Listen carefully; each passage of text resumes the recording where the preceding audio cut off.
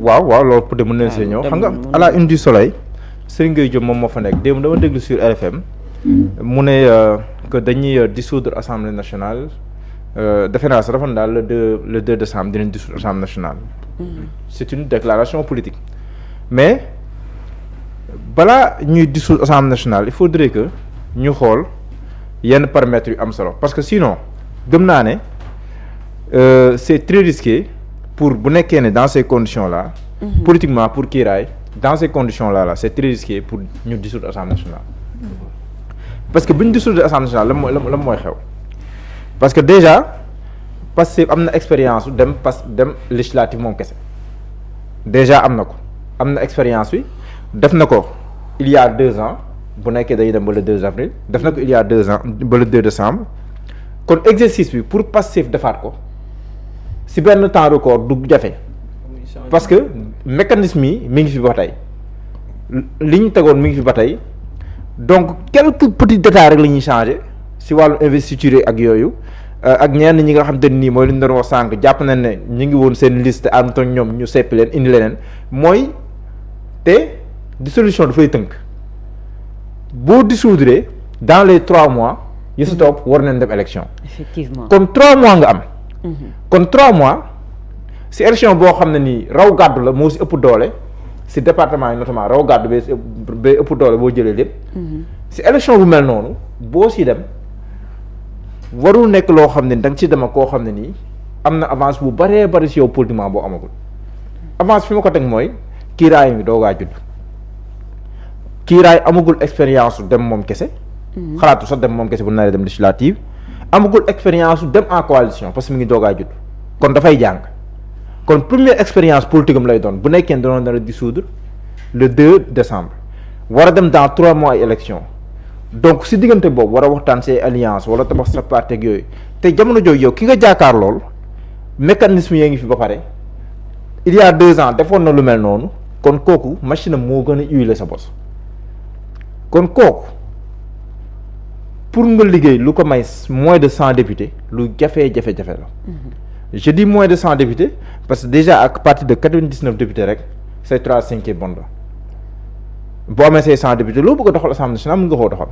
kon c'est un pari risqué pour le parti Kiiraay ñu ne d'emblée fu mu toll nii rek dañuy dissoudre parce que ce n'est pas aussi évident que ça parce que configuration politique ba tëddee noo xam ne ni fu mu toll nii.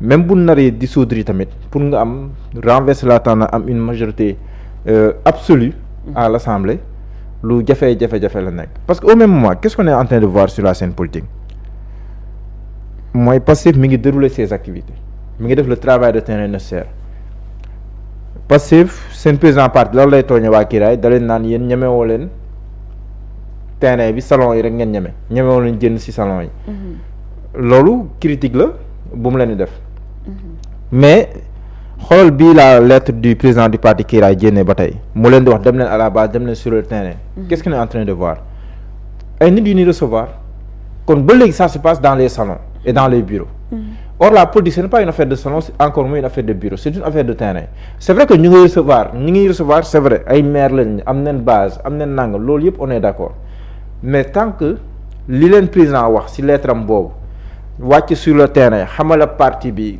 convaincre nit ñi dem waxtaan ak nit ñi ba ñu maanaam jaay leen parti bi feet defoo loolu di recevoir bu nekkoon recevoir rek mooy may doolu ci wàllum politique kon benn alternance la parce que ku nekk au pouvoir recevoir ay nit moom loolu daanaka lu yomb la kon jàpp naan ñoom Serigne Gueye Diop ak waa kii yëpp ñoom ñëpp ñu ngi wax ne que dañoo war a gisu assemblée nationale parce que jàpp nañ li am assemblée nationale daf leen sonal waaye nag nan moytu dissolution boo xam ne nii day doon dissolution boo xam ne électoralement aussi da lay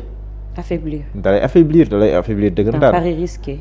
c'est un pari extrêmement risqué pour ñoom moo tax ma jàpp ne pour man dem local sax moo moins risqué si ñoom que dem législative la parce que au moins boo demee local yenn maires yi mën nga leen samp ba pare local élection boobu moo gën a jege askan wi donc foofu yenn paramètres yi foog nga ëppee ay coup de franche ak yooyu mais législative da lay tënk si temps comme ni ma ko waxee te ça se joue essentiellement au niveau des départements mais xoolal defal cartographie département yi am Sénégal yëpp fu mu toll nii est-ce que gisagum nga tamit rassemblement de masse ak diaspora bi xam nga fu mu toll nii diaspora bi bu ma laajoon ban parti moo ëpp doole ba fi ñëw tànn si diaspora ban parti nga may wax Pastef moo ëpp doole si diaspora bi les départements boo tegee départements yi ëpp doole si Sénégal jamono jii nii bon bëgguma préjugé si lu ñëwagul parce que xawma élection buy ñëw la mais boo defee ba élection yu weesu da nga gis ne département yi ëpp doole élection yu weesu parce que moo ko gañe woon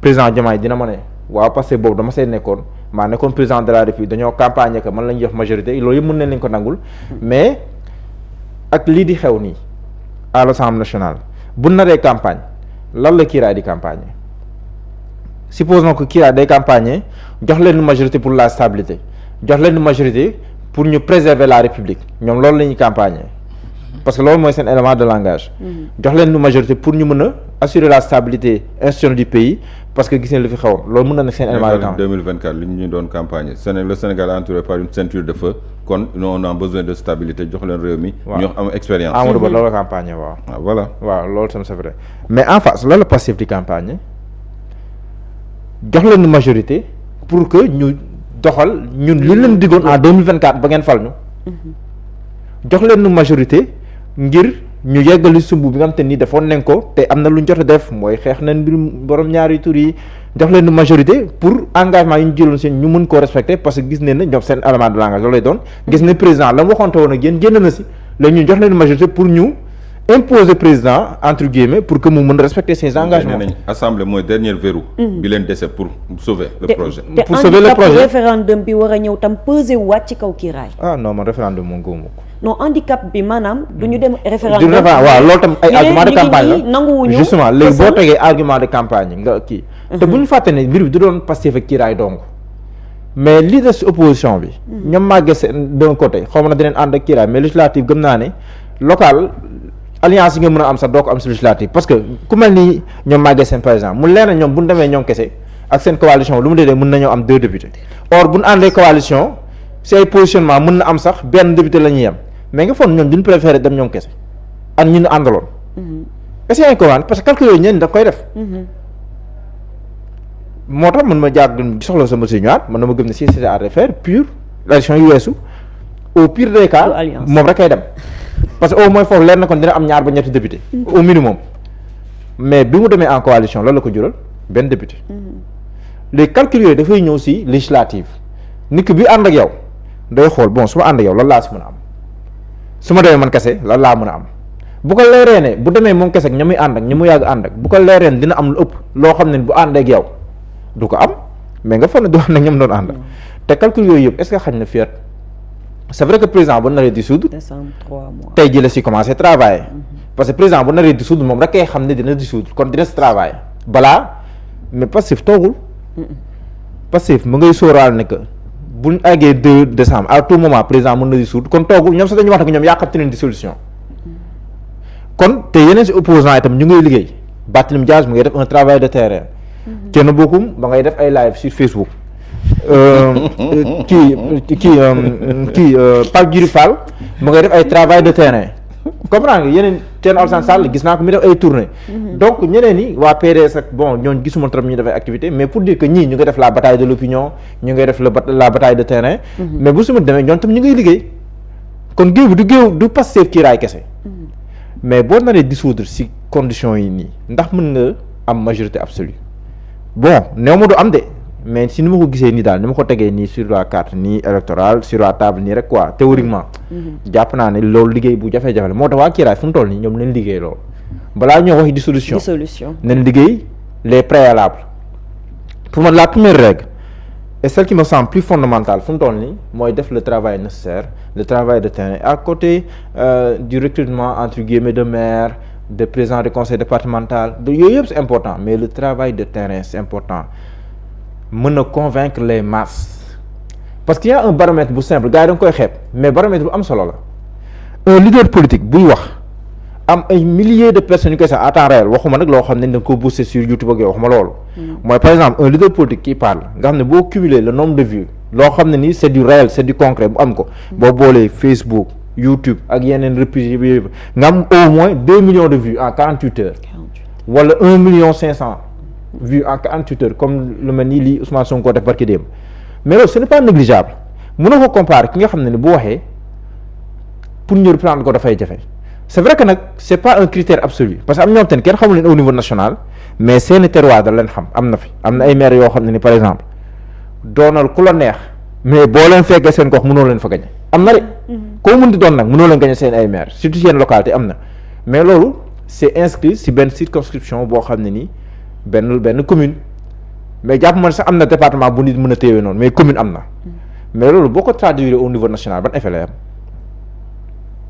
te nag pour nga mën a def pour nga mën a basculer loolu l'électorat parce que am ñoom mën na ñëw basculer loo électorat benn gox mën nañ ko du sax basculer loo ñoo ko téye damay bañ a tudd fi ay tur mais am ñoo xam par exemple man gëm naa ne Maguette Sène téye na Malicounda gëm naa loolu am na opposant gëm naa ne Adama Diallo téye na Gossas gëm naa loolu mais loolu au niveau départemental si ween wàll wala au niveau d'une commune mais lu mën a basculer loo électorat au niveau national loolu du caaxaan c'est ça le problème il faut nga am dayo bi ci yenn département yu am doole yi il faut nga am dayo bi sinon au mieux boo demee élection li nga mën a am mooy ay plus forest mooy foraatu fii après ñu dajale lépp au niveau national nga am sa benn plus forest c'est gratifiant lu am solo la parce que un député quel que soit nu mu duggee assemblée nationale c'est un député du peuple dañ ko war a respecter jox ko gëddaam donc c'est important c'est un représentant du peuple mais je veux dire boo amul dayoo boobu noonu au niveau national pour nga mën a chambouler fi mën a am 2, 3, 4 députés du lu yomb donc loolu c'est un travail de base qu'il faut faire au niveau local il faut nga am ancrage bi mais un travail booy def au niveau national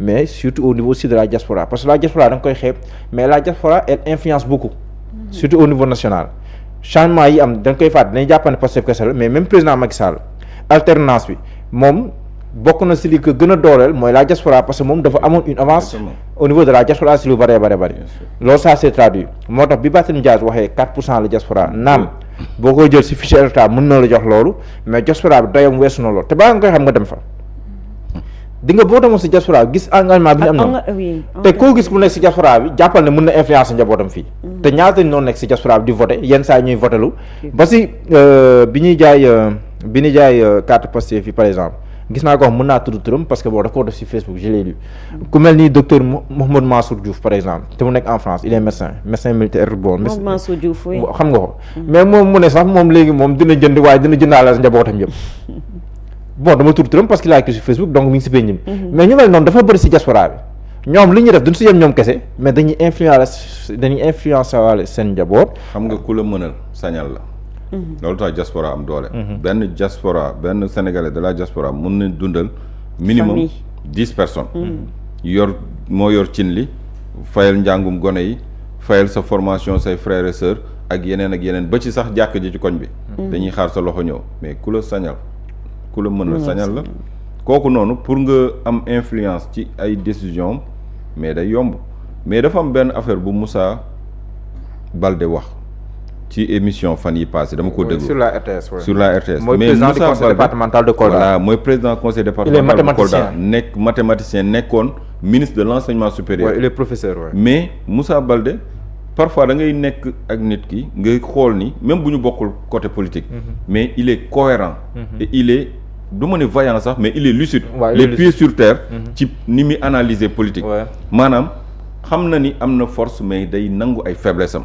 li mu wax dafa leer bi mu gisee transhumance yu bëri yi nombre de maires am nañ tant de maires mu ni leen Benno Bokk Yaakaar APR réuni avec 450 maires nee nañ amoon nañ 450 maires en 2024 et pourtant ils ont perdu l'élection au premier tour c'est lui qui le dit ils avaient 450 maires et ils ont perdu 450 maires yi ñoom dañu ko téye woon seeni maire la ñoo leen parrainé te dañoo perte élection yi au premier tour mu ni rax si dolli 2022 da ngay gis un département entier Benno Bokk Yaakaar perte ko imaginez département lëmb maire yëpp Yewwi Askan Wi ni ko fobet surtout maire yi ëpp doole surtout département yi ëpp doole waaw xoolal loolu département mu def 15 wala 16 maires yi collectivité locale Benno Bokk Yaakaar perte ndoo lépp mais loolu est-ce que du baromètre pour être un peu plus lucide ba pare moom nee na loolu il l'a dit en tant que mathématicien déglu naa ko mu ne loolu il l'a dit en tant que mathématicien maanaam de manière scientifique la waxee loolu comme ni Mary Teuw Niane defee woon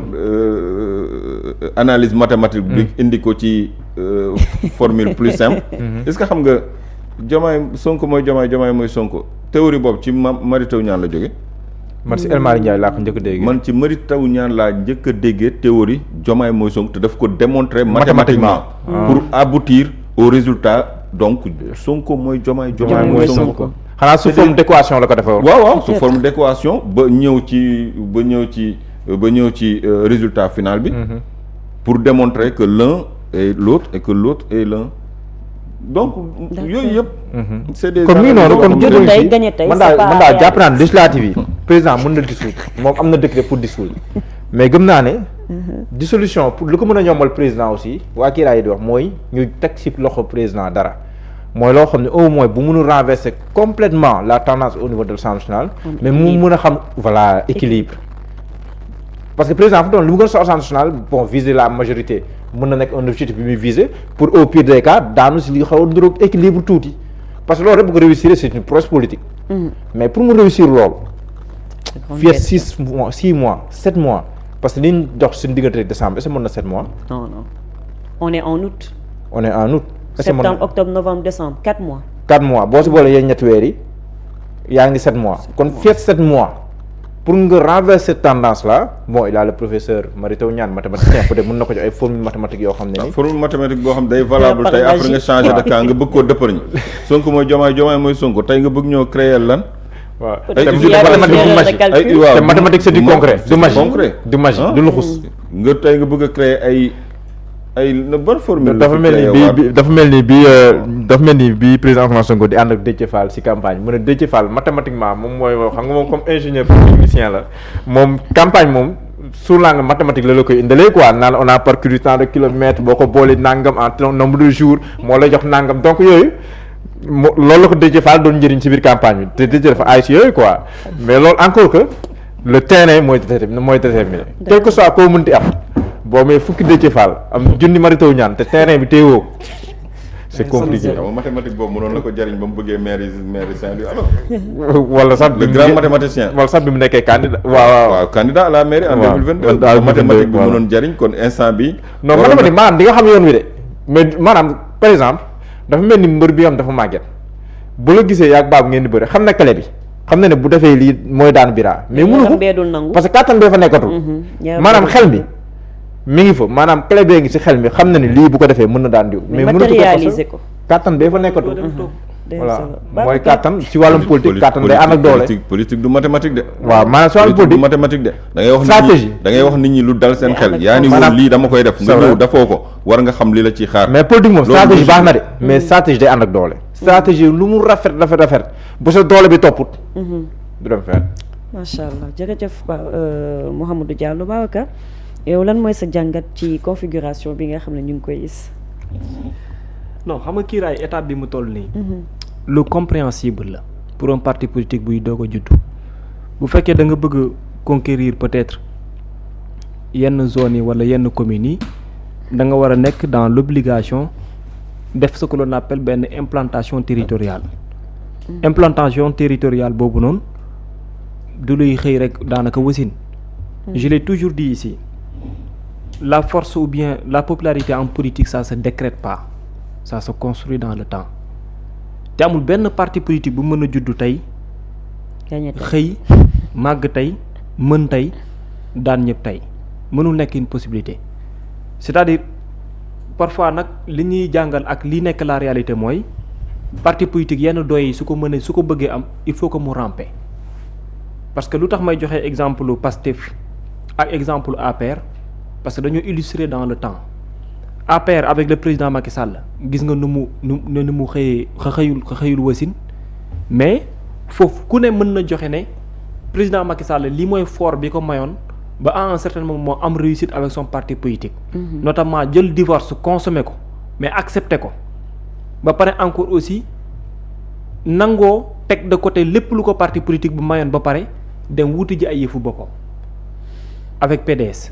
dem wëri Sénégal wëriwaat Sénégal xam Sénégal lan la mën cee basé wu ci loolu am vision am idéologie am mais def implantation territoriale ba noppi ñëwaat encore dem di conquérir suffrage yu sénégalais yi mooy ba mu demee ba xam lan la Sénégalais di souffrir carrément en profondeur may na ko au moins mu mën a am vision bu mu ciy teg wala programme bu mu ciy indi. te dafa yàgg ci politique.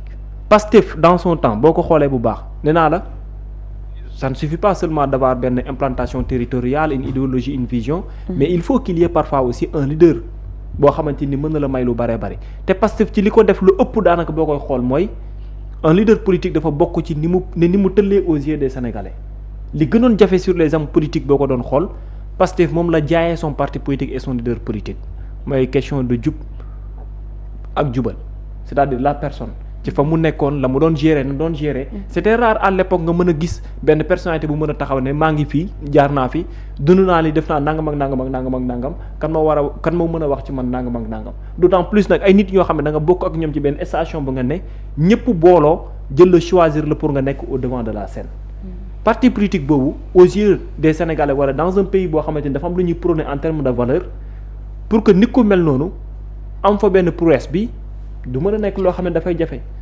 aujourd'hui bu fekkente ni kiiraay dafa ñëw fekk fii yooyu noonu yépp moom tamit su bëggee am nu muy mel il faut que mu jël yoonu boppam mais tey pratique bi ak méthode bi c'est vrai mën na nekk lu rafet doo mën a téye en termes de c'est-à-dire ci papier bi et tout parce que quand j'ai vu Lamine ku mel ne Lamine Niang gis ku mel ne Mame Awa Ndoye ak ñeneen ñu ne le pôle communication dañuy def nanga mën a ñoom dans leur tête c'est-à-dire ñoom ci seen bopp la vision bi ñu war a def pour vulgariser davantage le parti politique mu ngi fii c'est-à-dire pare na parce que tàmm nañ ko peut-être di ko doxee wala di ko defee mais fañ jaaroon ba réussir ko ci parti politique bële parce que parti politique boobu na mu juddu ak na mu doon doxee ba ngeen mën a réussir boobu est-ce que réellement lu mel noonu aujourd'hui ñëw na taxaw ci biir parti politique bi ngeen nekk parce que lu ne dafa war a ramper ba am fu muy toll lu nekk war a mën a tegu pour mën a def liggéeyam comme na mu waree aujourd'hui tey Lamine Niang soo ko jëloon pour mu dem Kédougou wala mu dem tey fu mel ni Saint-Louis wala mu dem fu mel ni neneen nga am fu benn organisation bi est-ce que réellement structuration ba mu daan fekk Pastef ci zone yu mel noonu aujourd'hui bu demoon foofu tey dina ko fa fekk tey ci kiiraay xam nga loolu matagul kun juddoogul kun kooku li mu am tey wala lu mu am tey comme acquis su ko bëggee doxal ci biir kiiraay déjà dafay am problème parce que am na benn gàllankoor bu nekk bu mu ci kanamam la c'est-à-dire parti politique bi aujourd'hui dafa am yoo xam ne mooy préalable mooy béaba yi il faut mu dem ci loolu ba noppi doo ko mën a xool nan lay demee ba yegg ci yenn étape yeneen yi ni mel déjà rek au niveau de Mbacké fi nga xam ne fu nga gën a am problème te moo gën a nekk peut-être lu jafe sur les partis politiques yow da nga war a def le tout ba éviter fa problème ci sa biir fa ngay sosee fa nga amee problème c'est-à-dire ki nga bëgg a jël mu jiital la y'a contestation à côté waaw moo xeexee keroog way ñenn ñi di tuumaal ne Habib Diop mu ngeen bëgg a choisir ñu ne déedéet Diouf Lambaye ak xaw ma nan Mouhamed xaw ma kan ñoo ne ci ginnaaw ñi ne déedéet Abdoulaye Ndiaye moom moo waaw ñeneen ak ñeneen waaw Mouhamed Cissé ak ñeneen ak ñeneen déjà y a problème te booy xool léegi en terme investir politiquement te département si département Mbacké investir gu ko fenn moo tax ma wax la ne la fa la problème bi gën a mag nekk mooy électorat ba xoolal na mu toll ci lim bu Touba basculer ci maanaam politiquement ñu fa nommé ñi muy nomination yi ak nomination yi muy joxe ni ñu bëree tànk Mbacké notamment Touba fay demee foofu laa waxee quoi investissement politique bi quoi investissement politique boobu nag soo ko amee ba pare li war a mën a samp pour wootewu benn unité autour de vous nekk une grande équation te aujourd'hui il faut ngeen comprendre benn affaire mais même à Diourbel aussi hein l'exception de Touba Fatick l'exception de Mbacké l'exception de Mbacké pour Pastef l'exception de Mbacké pour Pastef xam nga lan la kan moo ko jiite Cheikh Thioro Mbacké l'exception de Mbacké au niveau maanaam au niveau territorial pour Pastef Cheikh Thioro Mbacké moo ko jiite te derrière Cheikh Thioro Mbacké quels sont les profils yi nga fay gis xam nga derrière Cheikh Thioro Mbacké boo xoolee il y a des directeurs généraux yu ñu nommé ñu bare te parti politique bu njëkk ba xoolal bu baax ñi lu ñu daan jéem a gëmloo ñi war a jiitu wala ñu war a nekk au devant de la scène te ñoom ñëpp ko nangul te Cheikh Thioro Mbacké malgré tout ñoom ñëpp dañoo ñëw bootu ci ginnaaw mais parce que daf moom foofu laay ñëw moo tax may la c'est-à-dire ay termes de jiite yeeg yooyu yi war a mën a indi tey coow war a mën a nekk problème xam la moo tax parce que en réalité ki war a mën a nekk au devant de la scène dafa war a ñëw illustrer wu du doon lu nit ñi naan diw sàngam la ñuy choisir wala kële la moom moo war a choisir boppam dafa war a ñëw imposer wu aux yeux des militants un leader incontesté ñi ñëpp xam ne diw sàngam la ba pare malgré son jeune âge très bien mais léegi ba muy sóob ba muy dugal loxo boobu laax bi tàng na non boobu laax bi tàng na te li mu nekk xale dafa nangoo ñëw nekk am avenir ci yeneen ak ci yeneen na ko fa ñukk def le préjugé choix yi fa amoon kilifa diine voilà yeeg nit ñi Ouais, duñu surtout jaxasoo loolu. bi fa li nga war a amoon mën a ragal et tout lu mel noonu da nga koy ñeme moo sax pour ñëw menacé sóob woon nañ ko ay temps ba oh non mais naan ko dañ lay génne il s'était senti exclu ouais. Sa tête était mise à prix. am na ñoo xam ne biir këram la ñu ñëwoon sax pour bëgg ko jàpp sa tête était mise à prix waaye. ak yeneen yoo xam ne jot na faa xew donc yu mel noonu pour man parti politique moo la mën a may déjà yow fi nga war a mën a gën a amee concurrence bu rude pour jëm ko conquérir ndax jàpp nga ne yaa ngi fay investir yow ba nga fa bëggee juddu coow nga jiital déjà problème moom mooy taxaw léegi nag leneen li mais gën a Habib Diop métti il est de Diourbel non. Habib il est de Diourbel je pense. Habib je sais pas xaw ma ñoom fan daal fi ñu toll nii exactement ku ci mais nekk bon nee dinaa ko nga laaj nee nga après de Touba toute nga façon. dëkk. kii tamit Abdoulaye Ndiaye il est de Louga. Oui, de Louga. mais ana Abdoulaye Niane. mais moom Dëgg Abdoulaye Niane moom il est de Touba. mais man Ah, keroog mais donc- mais man keroog dama jokkoo ku ci mel ni Babacar Mhm. bi coole amee ma woo Habib na ma non man yëguma ko man maa ngi sax déjà France effectivement muy France waaw. moom bi ma waxee loolu ba pare am na keneen ku ma jokkal koo xam ne ci ñi doon organiser la bokk moom en personne moo ne ma Mhm. moom en personne Babacar moom en personne moo ne ma Diouf Lambaye ak Mouhamed man Mohamed Cissé. Mouhamed Cissé ñoo ne ci ginnaaw ñoo yónnee Mohamed booy Cissé nekkoon na réew mi. pour ñu ñëw ruube seen ndaje mi nee na sax ay quelques booy la rek loolu la ma wax nee na ma ay quelques booy la ñoo ñëw pour ruube seen waaye ndaje ay mi chaise jóg na fa de. waaw ne ñoo fa ñëw def ay est-ce que pompe fa ay pompe gaz sax est-ce que jógu fa Omar Pène mooy image yi ñu doon woon sànq. donc ay pompe gaz ak defe ni nee na moo fa am loolu moom mooy coow li mais à la limite ñoom ñi nga xam ne ñoo fa nekk doon ay jeunes seen choix ci kiñ ko teg du kenn ku dul Habib Diop la ñoom loolu lañ mu wax nee nañ Habib lañ choisir ba après sax encore defaat nañ beneen ndaje gis naa ko. beneen ndaje bi ñu defaat ci lañ Naan porté ci dimanche. haut et fort que ne ñoom seen choix Habib la donc au niveau de Mbacké ce n'est personne d'autre que Habib. mooy yenn chaise bi nii. Très bien donc kun coow le xam nga déjà fu mu toll nii bu lu judd rek di indi lañ naan yéen juddoogu leen sax di indi coow problème foofu lay nekk mais après dafay xaw a yàq parce que avec le temps ñu bari den ko yegsee guñu woon mais bu ñu naan parti politique buy doog a juddu bëgg a mel nii kooku dina nekk tey màgg problème tey xeex tey. image waaw bi juddu tey màgg tey xeex communication tey léegi nag beneen mais bi mooy Habib Diop est-ce que nekkul woon diaspora. waaw Suisse la nekkoon. ah voilà mu ngi diaspora la noonu nag. nekkoon foofu la problème bi Suisse la nekkoon. non yow gédd ça ne se décrète pas li nga wax ku la. ñëw déggoo théorie bi ma commencé. un leader ça ne se Très décrète bien, pas. moo tax Il ma faut commencé que ci am théorie ancrage. Cheikh Thioro il était Mbacké. en Suisse. Ouais, moo tax il ma faut que commencé am ci ancrage. Thioro moo tax ma commencé ci Cheikh Thioro Mbacké pour ñëw ci sens mais beneen bi léegi mooy parti politique aujourd'hui tey dañuy def point de presse boobu ma lay wax nii bu ñu ne nii takk caméra yi tàkk na li nga njëkk a posé wu question kan moo nekk sur la table foofu lay amee solo boo gisul yenn leaders yi li ngay njëkk a xalaat yow kan mooy s'il y a pas Mimi Touré s'il y a pas Abdourahmane Diouf keneen koo fay Abdoulaye xaar Tine. peut-être ak Abdoulaye Tine peut-être ak Serigne Gueye Diop. Serigne Gueye Diop yaa ngi ko voilà ba jéem. c'est-à-dire ñooñu peut-être tey Ak mooy la, yaa ngi ko ba jéem ministre sax délégué non. non en fait non boo déggee may wax la maanaam les c'est-à-dire voix autorisées yi nga xamante ni boo leen dégloo di nga mën a xalaat ne ñii mën nañ laa wax loo xamante ni voilà. mais voix autorisée amatul parti bu bees wala déggoo li ñu la wax. non moom compteur à zéro. contre à zéro waaw. waaw. instant bi ñu toll nag dafa am ñoo xamante ni daanaka ñoom ñooy illustré wu ci parti politique bi tant que déggoo seen voix. da nga yaakaar ne c'est comme si le parti ne Ouais. communique pas. les visages du parti. comprendre nga. mais docteur sax moom waroon na génn démb xaw ma ndax mujj na ko def. waaw moom dama xamul sax Abdourahmane nag. Diouf. démb waroon na dem ETS waaye. docteur Abdourahmane Diouf. non non. c'est-à-dire problème bi am yépp pour man aujourd'hui mooy bëgg nañ def offensive et tout mu ngi ci xel mi ni ñu ko war a defee de mais carrément lu structurel lu war a mën a tax parti politique bi doxee na mu war a doxee bay def la réponse qu'il faut foofu la coow li nekk te tant que ñu ngi ci phase wut légitimité. après boo liggéeyee pare benn Cheikh Bara ñëw yàq. non mais problème bi mooy ku nekkul loolu kese mooy ku ne légitimité bi ngay wut mooy problème bi këpp yelwaan. parce que légitimité bi mooy que ne nous sommes plusieurs maintenant mais c'est le moment pour ñun ku nekk illustrer lan moo war a mën a tax ëllëg nga war a mën a bénéficier wu benn confiance absolue bi ci président de la République tu ne le fais pas à la base de faire grandir le parti politique mais c'est de montrer davantage yow lan mooy carrément sa njëriñ et problème bu gën a mag booy xool bu baax foofu lay nekk moo tax instant bi ñu toll nii c'est difficile pour man c'est très très très difficile à moins que ñoom ñi gën a mën a toog xam ne dañoo war a jël recul carrément pour def les b.a.-ba ba noppi war a mën a dem ci yenn état bi man pour man amul solo que à chaque fois le leader de Pastef génn wala actualité am na mu mel ci moom que yéen tam ngeen ne obligatoirement il faut ngeen génn pour ñëw contrer ko wala pour ñëw tontu ko pour rester sur la scène politique au même moment yéen ngeen am loo xamante ni lu ngeen war a tal la parce que moom la mooy def noonu da koo tal parce que moom b.a.-ba bi waroon ci parti politique am réussir na ko il y a de cela plusieurs années ba résultat bi am na lu mu ko jox yéen nag étape bi ngeen toll aujourd'hui ce n'est pas que ay di tontante quotidiennement mais c'est d'aller vers la structuration bi nga xam ne moom la seen parti politique tal te tant que demuñ ci phase boobu aussi dañuy bëgg di jéggi te politique loo ci jéggi lu ne ëllëg mu rattrapé la te réalité boobu moom la terrain astafurlah réalité boobu le terrain da koy montrer quotidiennement d'abord boo xoolee bu baax ak kii nu mu tuddati il le dit scientifique bi nekk parce que man bi ma ko seetaanee bi ngeen di wax sànq. bi ma ko seetaanee professeur Moussa Baldé. bi ma ko seetaanee dama ne mais pourquoi les politiciens n'écoutent pas les personnes yi nga xam ne dañuy wax te mu xam ne kii. aqulaay taxalaam moom lay waxe xam nga parfois mën nga ne lii pour ma wax ko sax mën nañu ma classé nga ne déedéet am naa sama casquette nangam naa waxee nii pour nit ñu comprendre mais soo ko dégloo en réalité dalay xamal carrément ne. am na dëgg joo xamante ni mu ngi fii taxaw mën nañ politique mën nañ def. non c'est mathématique loolu. mais kenn mënu koo dindi. léegi bàyyi ma jox la beneen théorie beneen théorie. waaw le théorème de Vira. Sonko Pastef plus Diomaye président égale 54%. oui. waay Pastef sans Diomaye président égale 54%.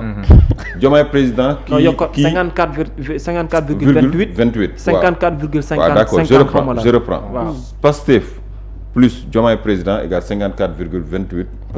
Oui. Pastef sans Diomaye président égale 54,50%. ak lu teg sax. 50%. waaw léegi entre-temps Diomaye président est devenu Kiiraay. léegi Kiiraay sans Pastef. égal mooy point d'interrogation. waaw. léegi Kiiraay lañu après ñu ouais parce que on sait Pastef sans Diomaye président ce que cela vaut. 54, oui. ce que cela vaut.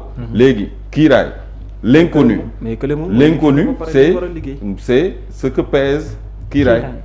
waaw parce que Pastef xam nañ lu muy équation bi peser. foofu la nekk léegi. Pastef avec Kiiraay avec Diomaye président 54 virgule Pastef sans Diomaye président 54,50.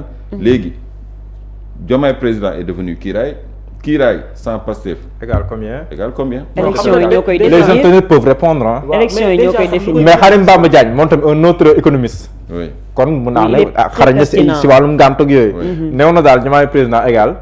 bon Khadim Bamba Diagne moo ko wax. j'ouvre les guillemets. 0 plus 0 oui oui. égal 0. non loolu Khadim Bamba Diagne moo ko doon bëtte ko.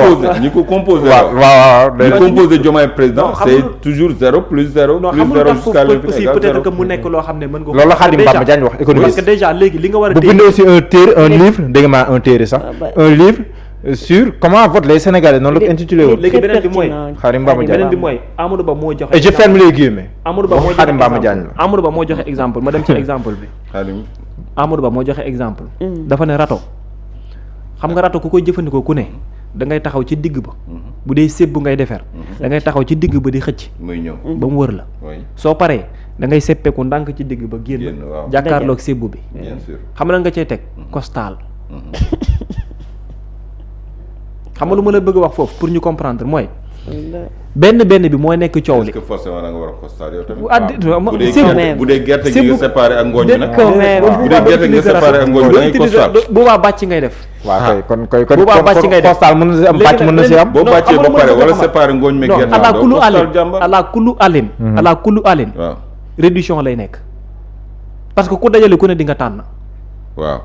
te léegi fu mu toll nii lu coow li nekk mooy li nga dajale ak li nga war ci biir li nga dajale nañ ci xool tànn bi nu muy demee kon d'abord commencer d'abord par les profils en termes de lan maanaam force politique bu ñu am bu tax ñu ne le président Bassirou Diomaye Diakhar Faye lui il a gagné son bureau de vote ba ci commune am na non ah ñoo ngi ñaaw si présidentielle yi. waaw mais dem na élection ñu gagné ko léegi à part moom limal keneen mais njaayum kàddu gi yaa ngi ko moom jéem. dugg na njëga ñaaw wala duggagul.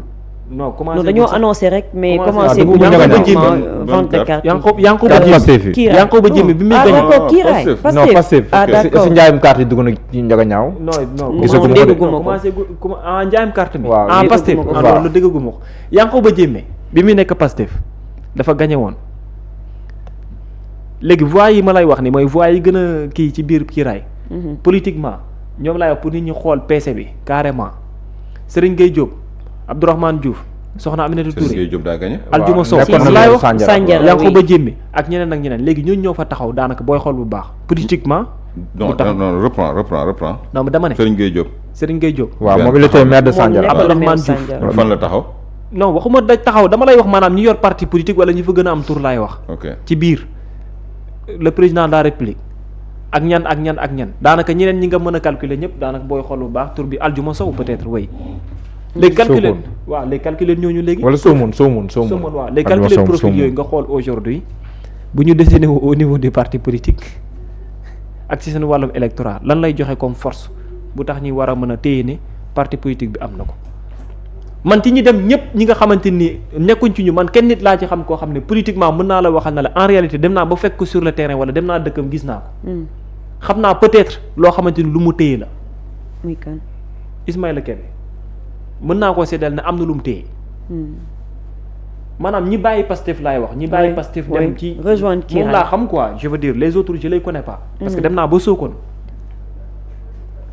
gis naa ko également ci terrain bi mu def ñi bàyyi ñëpp dem boo xoolee bu baax a baax li tax ñi nekk di wax à part ces leaders là c'est pour dire que aujourd'hui ñoom fi ñu war a mën toll nii pour man docteur Diop docteur Diop parce que tey mi ngi doon investir en Mbam. xam nga tey su ma liiree ku mel ne capitaine en Mbam su ma liiree ku mel Mbam c'est dans le département de Foundiougne. ok c'est dans le département de Foundiougne. docteur El Mansour Diop. docteur El Mansour Diop waay DG du Dantec. de le Dantec oui DG de le Dantec. mais ñoom mënuñ bokk parcelle rek mu def l'union fait la force. non moom fee lay militer Mbam. wala bu ñu xaajalooyee. Mbam lay militer quoi Mbam c'est dans le département. mais bu ñu xaajalooyee mën na may dara. moom tamit nekkul woon xanaa diaspora la nekkoon. non moom mosul nekk diaspora. waaw mais lan moo tax ñooñu tey lañ leen. mais commencé xam bay laaj. fan la ñuy militer jamono opposition nag il était très actif. mais comme c'est comme la ministre des sports bi mu génnee émission. naan leen je vais faire une révélation je suis membre de Pastef loolu révélation mais dafa mel ni Khady Diène Gaye ñu bëri aussi xamuñu ko woon ah. non Khady Diène Gaye mën nañu wax ni dañ ko muté woon. ngir loolu ay activités waaw loolu c'est vrai mais par exemple foofu sax Diallo il faut que mu def benn parenthèse. gis nga erreur yi est-ce que xam nga erreur yi commencé waat. est-ce que xam nga les cours de vacances que les instituteurs de Pastef organisés. waaw est-ce que xam nga commencé nañ ko aaye. ñoo ko aaye si à Thiès. les Mbaye Dia et autres dañ doon def chaque année cours de vacances. di ko def du temps de l'opposition. te Macky Sall mosu leen ko tere. waaw di organiser ay cours de vacances. si 6e def naa ba terminal. di ko def bénévolement gratuitement. di jàpp encadrer jeunes yi. ba ci examen et concours yi buy waaj ñëw dañuy def ay séances de formation. ren dégg naa inspection dañuy demander autorisation de école moomuñu ko. waaw ñu gàntal leen ko ni leen. inspection d'académie bee ko bañ ko pare ni leen ça vient d'en haut des plusieurs autorités ñoo leen ko wax ni leen dafa am connotation politique vous vous rendez compte xam nga yooyu aussi commencé te loolu ñu daan ko def jamonoy président Macky Sall ñu ko doon def di xanaa léegi kon circoncision tamit dafa am connotation politique xanaa kon don de sang dafa am connotation politique xanaa bay cimetière yéen parce que boo xoolee ku mel ni Daouda Gueye par exemple Pastef la bokk fu mu toll nii mooy DG de la communication et de la formation mais Daouda Gueye depuis belle lurette day organiser ay cours de vacances à Pikine Est ak cimetière Pikine justement ak cimetière Pikine léegi Daouda Gueye kon boo bëggoon defaat tey dañ koy naan c'est politique. ça dépend peut-être que ci camp bi nga bokk. waxtaan bi amoon na solo lool waaye dafa mel ni rek temps bi xaj nañu. imam Babacar foog nga tëj. il est 11h moins 5 minutes waaw sama gan bi ñëw na sax. waaw te damaa war a dalal Abdoulaye Bamba Ñing. jot am na solo. ban heure léegi nii 19h en direct. waaw 19h il est responsable politique. de Kira membre de Kiraay. non de l'opposition. d'accord. am na solo jërëjëf dafa bëri de da ngay wax ban de quelle opposition il s'agit. non 19h nga seetaan. mais doo ñu wax ban opposition